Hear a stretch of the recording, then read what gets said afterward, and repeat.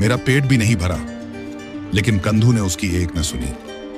Huang Huang उसकी आवाज पूरे खेत में गूंज गई। भोला के चेहरे पर डर साफ दिखाई दे रहा था। दूर झोपड़ी में बैठा किसान चौंक गया।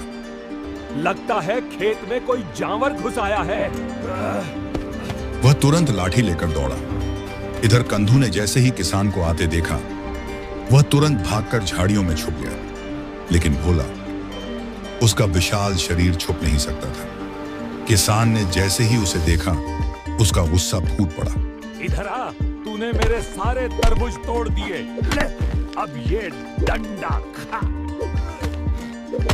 भोला दर्द से चिल्लाया, लेकिन किसान रुका नहीं। धड़ाक धड़ाक धड़ाक भोला को लगातार मार पड़ती रही। उसकी आंखों में आंसू आ गए, लेकिन उसने भागने की कोशिश भी नहीं की।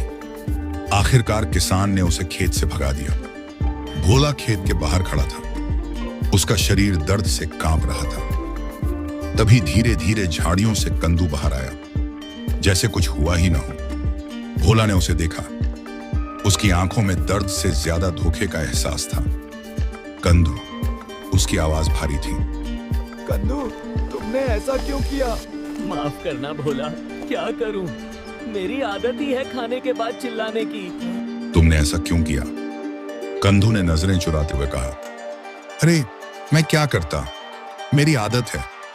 भोला गुस्से में बोला। तुम्हारी आदत के कारण मुझे इतनी मार पड़ी।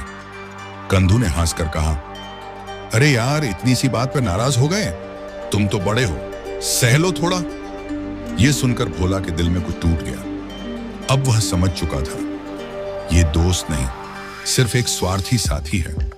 लेकिन उसने कुछ नहीं कहा, बस चुपचाप नदी की ओर चल पड़ा। कंधू फिर से भोला की पीठ पर बैठ गया, जैसे कुछ हुआ ही न हो। भोला चुप था। उसकी आंखों में अब मासूमियत नहीं, बल्कि गहरा दर्द था।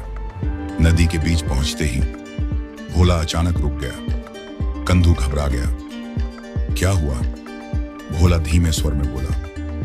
कंधू, तुम्हें एक बात बताऊं? भोला, जब मैं खाना खा लेता हूँ ना, तो मुझे लौटने का मन करता है। नहीं भोला, ऐसा मत करना। जब मेरा पेट भरता है तो मुझे पानी में लौटने की आदत है। कंधू के चेहरे का रंग उड़ गया। नहीं भोला, ऐसा मत करना, मुझे तैरना नहीं आता। भोला की आवाज अब सख्त थी। जैसे तुम्हें अपनी आदत याद आई, वैसे ही मुझे भी अपनी आदत याद आ गई। नदी के बीच चारों तरफ सिर्फ पानी ही पानी था। हल्की लहरें उठ रही थीं,